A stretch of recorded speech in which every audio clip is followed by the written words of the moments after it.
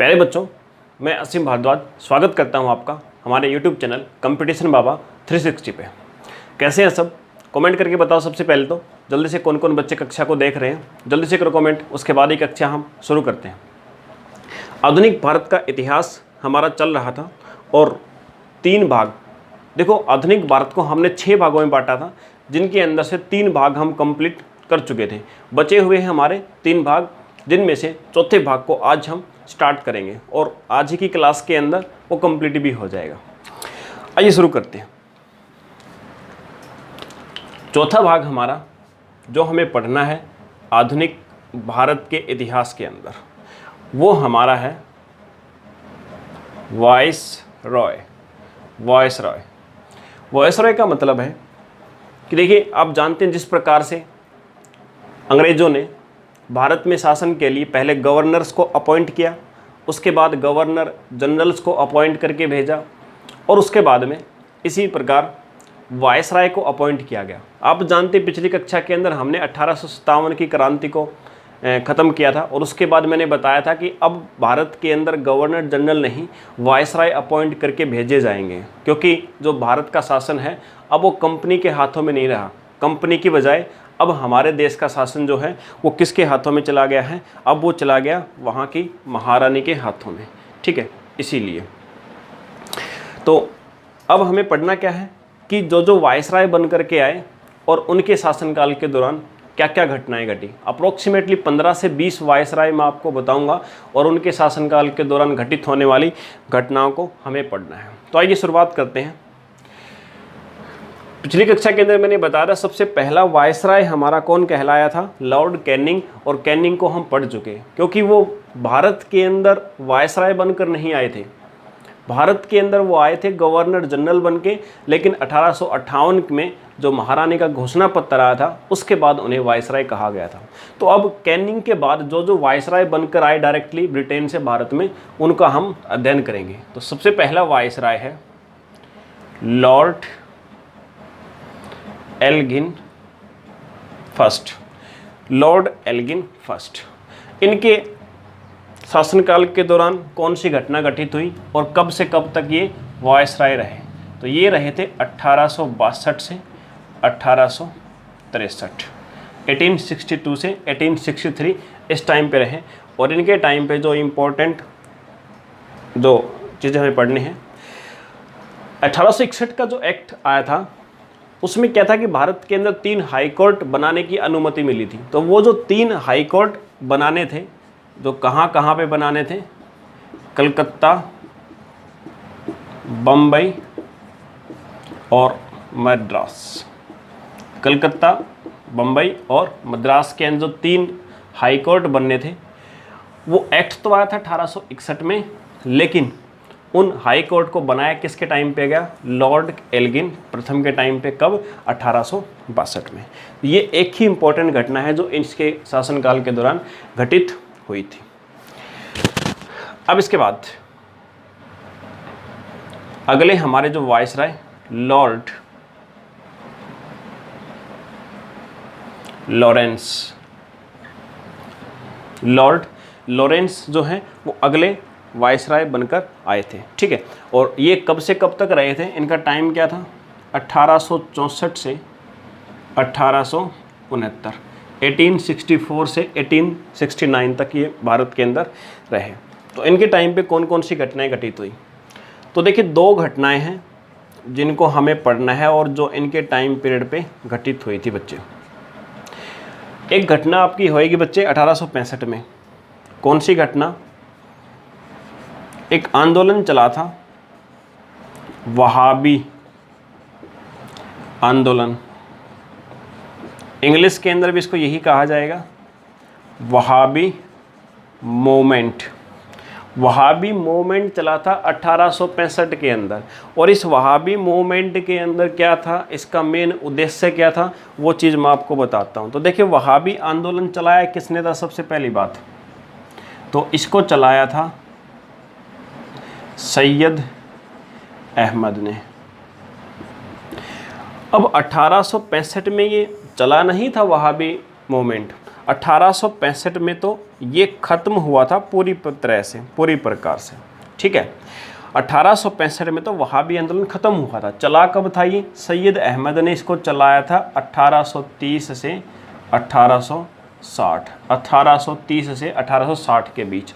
1860 में क्या हुआ था? सैयद अहमद जो है इनकी हो गई थी मृत्यु। 1860 में सैयद अहमद की हो गई थी मृत्यु, इसीलिए 1860 से ही ये बिल्कुल धीमा पड़ गया और धीमा होते होते 1865 में बिल्कुल ख़त्म हो गया, ठीक है। तो अगर आपसे पूछे बिल्कुल ख़त्म कब हुआ? 1865 के अंदर, और वैसे तो 1860 में ही इसकी शुरुआत हो गई थी एंड होने के लिए, ठीक है। अब सैयद अहमद के बारे में एग्ज़ाम में पूछता है कि सैयद अहमद ने किससे प्रभावित होकर ये आंदोलन चलाया, तो याद रखें ये चलाया था अरब के अब्दुल वहाब से। अरब के अब्दुल वहाब जो थे उनसे प्रेरित होकर, उनसे उत्साहित होकर ये आंदोलन चलाया था, ठीक है। इसलिए इसको वहाबी आंदोलन कहा गया। और इसका एम क्या था, उद्देश्य क्या था? अभी तक आपको समझ में नहीं आया होगा सर क्या मतलब है वहाबी आंदोलन का। तो बेटा देखो, वहाबी आंदोलन का मतलब क्या है कि इंडिया को इस्लामिक स्टेट बनाने का जिम्मा, यानी सैयद अहमद जो हैं वो इंडिया को इस्लामिक स्टेट बनाना चाहते थे, और यही जो उनका आंदोलन था कि इस्लामिक स्टेट बनाने का, उसी को कहा गया वहाबी आंदोलन। 1830 से 60 के बीच चला और सैयद अहमद ने चलाया, किससे प्रेरित होकर? अब्दुल वहाब से। और एक चीज़ याद रखें इसके बारे में, सैयद अहमद के बारे में बेटा, सिख जो रंजीत सिंह थे जिसका हम पहले जिक्र कर चुके, उसके बारे में पढ़ चुके, तो सिख जो रंजीत थे उन्होंने इनको क्या किया था? सैयद अहमद को हराया था बुरी तरह से, ठीक है। चलिए, इसके बाद एक और घटना इस टाइम पे जो आपको पढ़नी है वो हुई थी 1867 में। 1867 में क्या हुआ था? प्रार्थना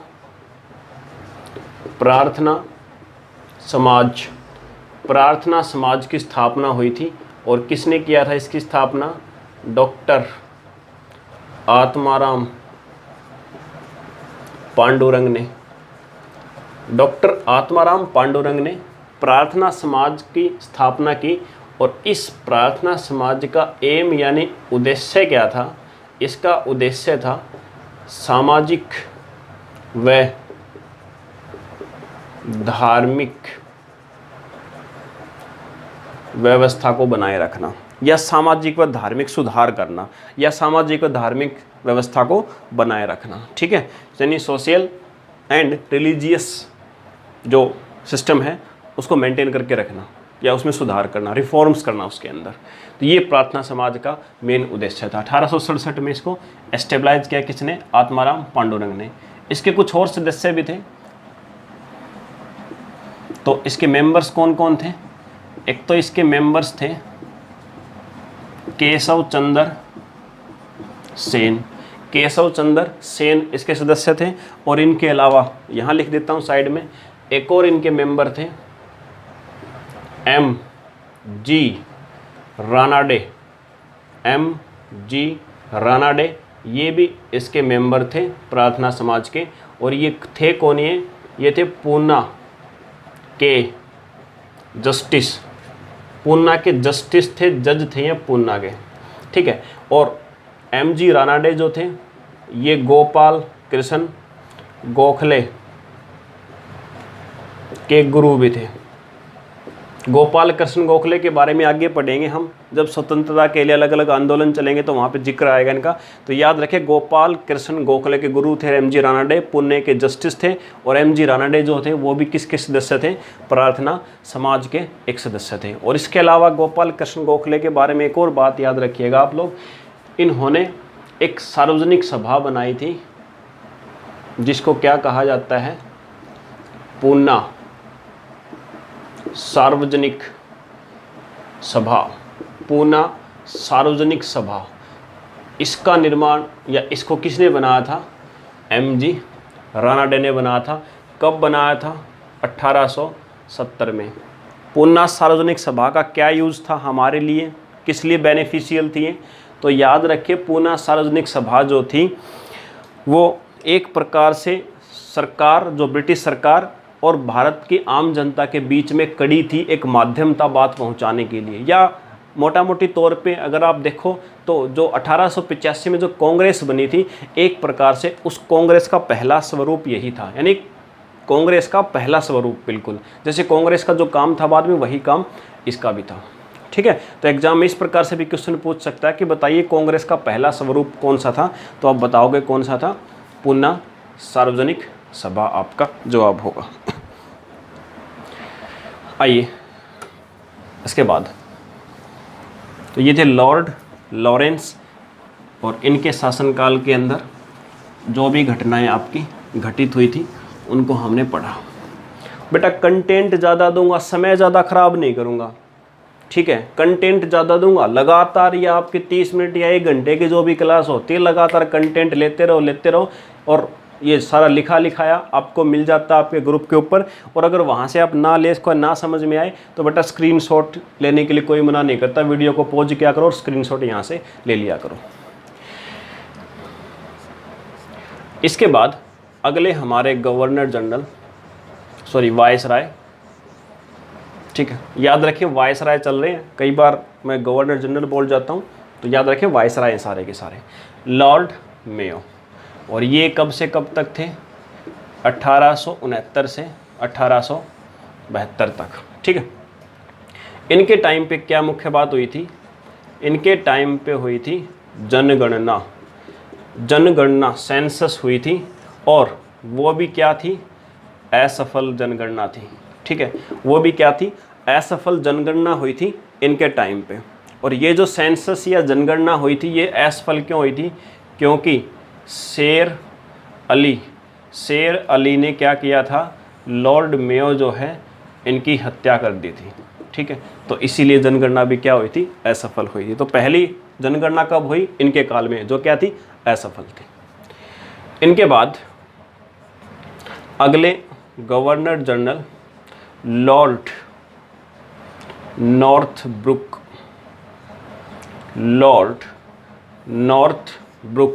और ये रहे थे 1872 से 1876 इस टाइम पे। लॉर्ड नॉर्थब्रुक के काल में कौन कौन सी घटनाएं हुई, तो देखो बेटा 2 घटनाएं इंपॉर्टेंट है यहाँ पे भी, दोनों की दोनों कब हुई थी, या दोनों की दोनों हुई थी आपकी 1875 के अंदर, पहली वाली भी और दूसरी वाली भी। ठीक है, तो सबसे पहले हम पढ़ेंगे पहला क्या था। तो एक नाम आपने काफ़ी बार सुना होगा, जिसको बोलें तो स्वामी दयानंद सरस्वती।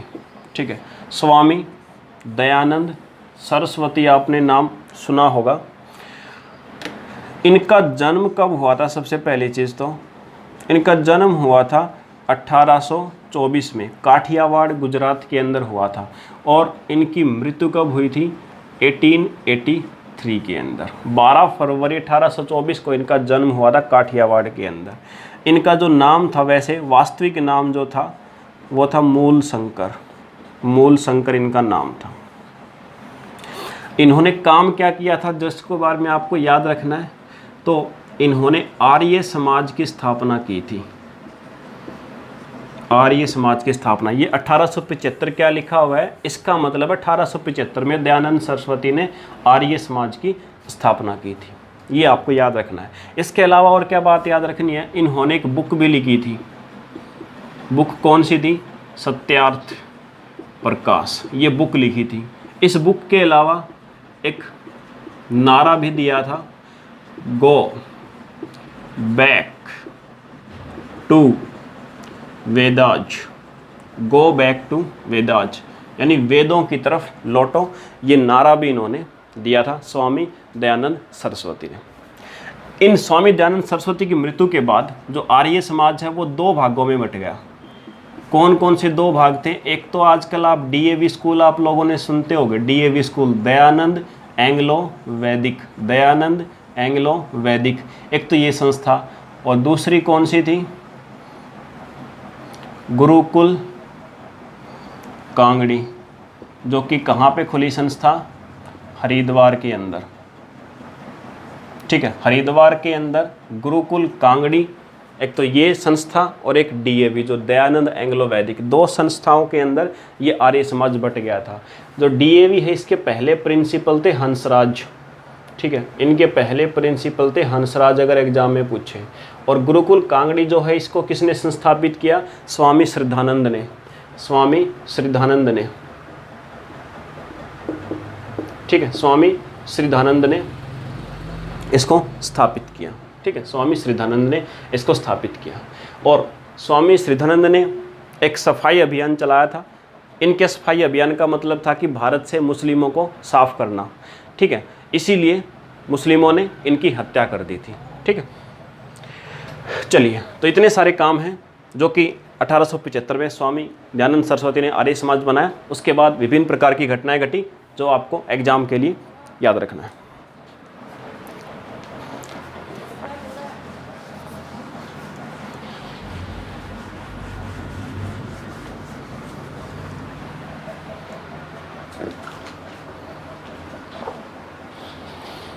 एक और जो सेकंड घटना मैंने बताया आपको 1875 में, आइए उसको देख लेते हैं, जो कि नॉर्थ ब्रुक के टाइम पे ही घटित हुई थी। 1875 में madam HP Blavatsky and colonel Olcott, इन्होंने दोनों ने मिलकर एक सोसाइटी बनाई जिसको कहा जाता है थियोसॉफिकल सोसाइटी। थियोसॉफिकल संस्था जो है इन्होंने बनाई। इस संस्था का उद्देश्य क्या था? इसका उद्देश्य था धार्मिक एकता, यानी सभी धर्मों के बीच में एकता बनाए रखना इसका उद्देश्य था। और इसकी स्थापना, एस्टेब्लिशमेंट कहाँ हुई थी? तो इसकी स्थापना हुई थी न्यूयॉर्क के अंदर, ठीक है। तो इन दोनों के नाम याद रखिएगा। इसके अलावा थियोसॉफिकल सोसाइटी से आपसे एग्जाम में और क्या क्वेश्चन पूछा जा सकता है? आपसे पूछा जा सकता है कि बताइए कि इसकी शाखा भारत में कब आई? तो 1879 में इसकी पहली शाखा मद्रास के अंदर इंडिया में आई। और एक आयरिश लेडी थी, आयरलैंड की एक लेडी थी, ठीक है, जिसको हम बोलते एनी बेसेंट नाम था जिसका, एनी बेसेंट। ये भारत में कब आई? ये भारत में आई 1882 में। और एनी बेसेंट जो हैं 1893 के अंदर किस में शामिल हो गई? थियोसॉफिकल सोसाइटी के अंदर। 1893 में थियोसॉफिकल सोसाइटी के अंदर ये शामिल हो गई थी। चलिए, इसके बाद अगले गवर्नर जनरल के बारे में हम अध्ययन करेंगे। नॉर्थ ब्रुक के बाद अगले गवर्नर जनरल आए लॉर्ड लिटन। लॉर्ड लिटन जो थे ये रहे 1876 से 1880, इस टाइम पे रहे। इन्होंने क्या किया देखो, इनके जो याद रखने के लिए तरीका याद रखो, शुरुआत से लेके सारे साल को एक बार लिख लो।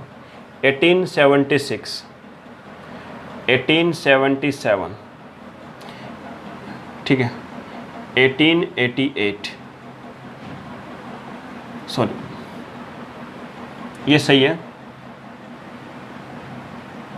1878 और 1879, ठीक है, क्योंकि हर समय पे कोई ना कोई घटना घटित हुई थी। देखिए 1876 में क्या हुआ? 1876 के अंदर बंगाल जो है उसके अंदर अकाल पड़ा। 1876 से 77 के बीच पड़ा था। 1877 के अंदर क्या हुआ? इंग्लैंड की महारानी विक्टोरिया आई और उस महारानी विक्टोरिया को दुलीप जो रंजीत सिंह के सन थे उन्होंने क्या दिया? उन्होंने उनको कोहिनूर दे दिया, ठीक है। और कोहिनूर जो है वो आधा कोहिनूर जो ब्रिटिश महारानी उनके ताज पे लगा हुआ है और आधा कोहिनूर जो है वो वहाँ पे ब्रिटेन म्यूजियम के अंदर रखा हुआ है, ठीक है। और ऐसा कहा जाता है कि कोहिनूर वाले ताज को जो भी पहनता है उसका वंश आगे समाप्त हो जाता है। तो ऐसा कहा जाता है इंग्लैंड के जिस महारानी ने वो ताज पहना है उसके वंश आगे समाप्त हो गया है। ठीक है, सो देख लीजिएगा 1878 के अंदर एक एक्ट आया, vernacular press act. Vernacular press act आया, ठीक है, वर्नाक्युलर प्रेस एक्ट आया, या इसी को गेजिंग एक्ट भी कहा जाता है, या मुंह बंद करने वाला कानून भी कहा जाता है इसी को। इसके अनुसार क्या डिमांड किया गया या क्या एक्ट पारित किया गया कि भारत के अंदर हिंदी न्यूज़पेपर जो थे, ठीक है, और इंग्लिश, इन दोनों में से क्या किया, हिंदी न्यूज़पेपर के ऊपर बैन लगा दिया और कहा गया कि भारत के अंदर सिर्फ और सिर्फ इंग्लिश न्यूज़पेपर ही छप सकते हैं या डिस्ट्रीब्यूट हो सकते हैं, क्योंकि अंग्रेज़ों को पता था कि इंग्लिश आम जनता को आती नहीं है। इसलिए अगर कोई नेता अपने विचारों को, भड़काऊ भाषण को अगर न्यूज़पेपर के जरिए लोगों तक पहुंचाने की कोशिश करेगा तो वो उसमें कामयाब नहीं होगा। तो ये एक्ट आया। इसके बाद 1879 के अंदर आर्म्स एक्ट लगा, आर्म्स एक्ट, हथियार कानून। इसके अनुसार क्या कर दिया कि अगर किसी के पास कोई हथियार होगा भारतीय के पास तो उसको उसका लाइसेंस उसके पास मिलना अनिवार्य होगा, ठीक है। और ये एक्ट तो आपका आज भी चल रहा है। ये ऐसा क्यों किया? क्योंकि कुछ भारतीय लोग क्या करते थे, अंग्रेज़ों के हथियार छीन लेते थे। तो अंग्रेज़ों को इससे भय हो गया कि ऐसे ही हथियार छीनते रहेंगे तो कल को तुम्हारे ऊपर हमला भी होगा, या काफ़ी हमले हुए भी हैं पीछे, इसलिए उन्होंने ये एक्ट पारित कर दिया। इसके बाद 1789 के आसपास एक और घटना घटित हुई थी जिसको हम बोल सकते हैं सेकंड अफ़गान वार, अफ़गानिस्तान के साथ द्वितीय युद्ध। आप जानते हो पहले भी एक युद्ध हुआ था और पीछे वाले युद्ध के अंदर कंपनी जो है ब्रिटिश कंपनी वो हारी थी। तो अफ़गान के साथ सेकंड युद्ध अब हुआ 1879 के आसपास, और उस युद्ध के अंदर ब्रिटिश ईस्ट इंडिया कंपनी की क्या हुई, जीत हुई थी, याद रखिएगा, ठीक है। तो ये 4 इंपॉर्टेंट घटनाएं हैं जो इनके शासनकाल के दौरान घटित हुई थी। इसके अलावा एक और जो सबसे इम्पोर्टेंट और सबसे घटिया जो कर्तव्य या कार्य कृत्य इन्होंने किया था वो क्या किया था कि ICS जो भारतीयों के लिए सिविल सर्विस की प्रक्रिया होती थी लंदन के अंदर, उसकी एज होती थी बैठने के लिए भारतीयों के लिए 21 वर्ष। इसने क्या किया कि भारतीयों के लिए वो एज घटाकर पहले 19 कर दी और बाद में 18 कर दी, ठीक है। तो ICS में बैठने के लिए भारतीयों की आयु घटाई किसने? लॉर्ड लिटन ने। तो जितने भी काम किए वो सारे के सारे भारत के खिलाफ किए काम इन्होंने, इसलिए सबसे डिफेम और घटिया प्रवृत्ति के वायसराय के अंदर इनको काउंट किया जाता है।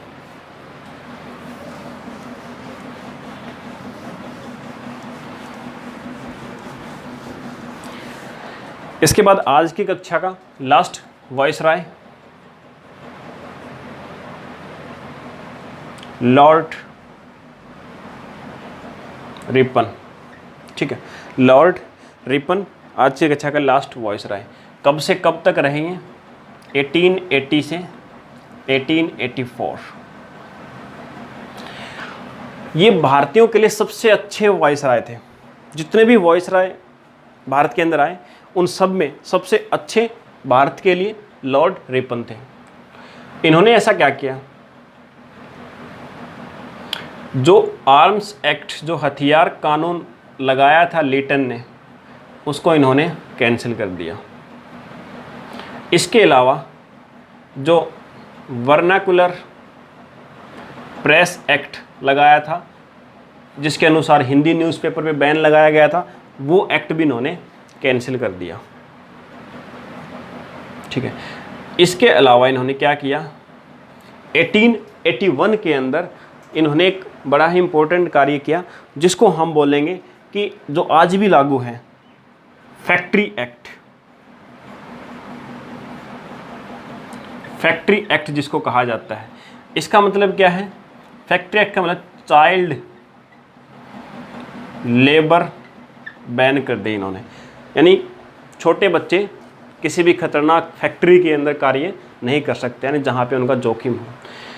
तो एग्जाम में आपसे पूछ सकता है कि फैक्ट्री एक्ट जो है वो किस ईयर में, किस साल में आया, 1881 में। इसके बाद और इन्होंने क्या किया था, 1882 में हंटर कमीशन बना है। हंटर कमीशन आया इन्हीं के टाइम पे।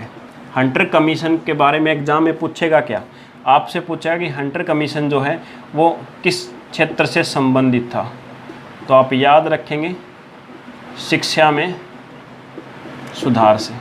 हंटर कमीशन जो है वो किससे संबंधित था, शिक्षा में सुधार से।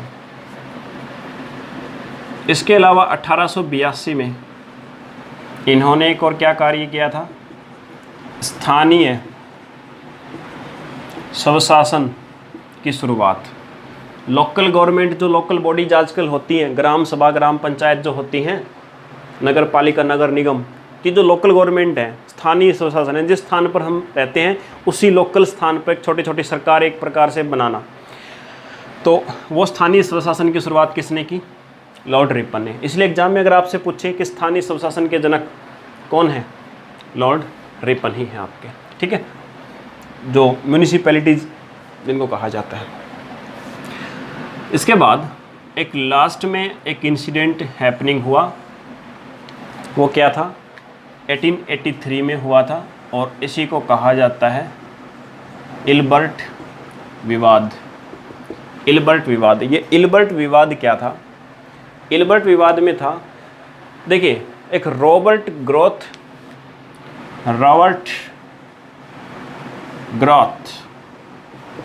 नाम के एक जज थे भारत के अंदर, वो चले गए छुट्टियां मनाने के लिए। उसके बाद भारत के अंदर जज नियुक्त किया गया, किनको नियुक्त किया गया, भारतीय व्यक्ति को, रोमेश चंद्र मित्र को जज नियुक्त किया गया, कार्यवाहक जज।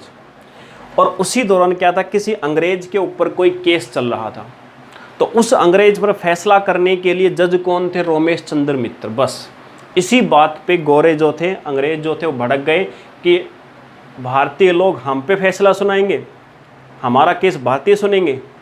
इस ईगो को ठेस पहुंची और इसलिए उन्होंने इसके खिलाफ एक्शन लिया और विवाद बन गया, जिसको क्या कहा जाता है, इल्बर्ट विवाद। और इसी विवाद के कारण लॉर्ड रिपन जो है, इनको इस्तीफ़ा देकर जाना पड़ा। कहाँ पे जाना पड़ा, वापस ब्रिटेन। तो ये थी आपकी कहानी लॉर्ड रिपन के बारे में। और स्टूडेंट्स, कोई भी किसी प्रकार का अगर आपका डाउट हो तो कमेंट सेक्शन के अंदर ज़रूर बताओ। और देखो बेटा, बार बार हम आपको लाइक डिसलाइक कमेंट वगैरह की क्यों कहते हैं, बेटा हम नहीं कहते, सब्सक्राइब करो, आपका मन करे, आपको अच्छा लगे तो करो, अदरवाइज मत करो, कोई दिक्कत नहीं है, ठीक है। लेकिन ये इसलिए देखो, आप जानते हो कि अगर कोई भी व्हीकल आप चलाते हो, वुमेन बीइंग की तो छोड़ो, आप व्हीकल भी अगर कोई चलाते हो तो आपको बेटा हर बार उसको रोज़ 100 रुपये 150 रुपये का उसके अंदर ऑयल यानी फ्यूल डलवाना पड़ेगा। तो बेटा हम तो फिर भी ह्यूमन बीइंग हैं, तो हम भी तभी आपकी कक्षा लगातार ले सकते हैं जब हमें भी फ्यूल मिलेगा। फ्यूल का मतलब बेटा ना तो हमारा पैसे से है, फ्यूल का मतलब है कि आपके द्वारा जो कॉम्प्लीमेंट हमें मिले, यानी आपके द्वारा जो उत्साह हमें मिलता है, क्योंकि आप कॉम्प्लीमेंट दोगे, लाइक करोगे, डिसलाइक जो भी करोगे, कोई भी एक्टिविटी करोगे, आपकी तरफ से कुछ एक्शन हमें देखने को मिलेगा, तो बेटा हमें हमारा फ्यूल यानी हमें मिलेगा हमारा उत्साह। और इसी प्रकार से हम लगे रहेंगे, आपका पीछा हम नहीं छोड़ने वाले, आपको छोड़ने देंगे नहीं, ठीक है। तो बेटा करते रहा करो, और किसी प्रकार का डाउट हो, और अगस्त के मिड में पूरी हमारी कोशिश है कि लाइव क्लास ही आपकी चला करेंगे सभी सब्जेक्ट्स की, क्योंकि अभी तो जीएस की क्लास और मैथ्स की चल रही है, इसके अलावा जो इंग्लिश और रीजनिंग की क्लास बची हुई है वो भी आपकी लाइव चला करेंगे, ठीक है। तो देखो और शेयर करो, थैंक यू।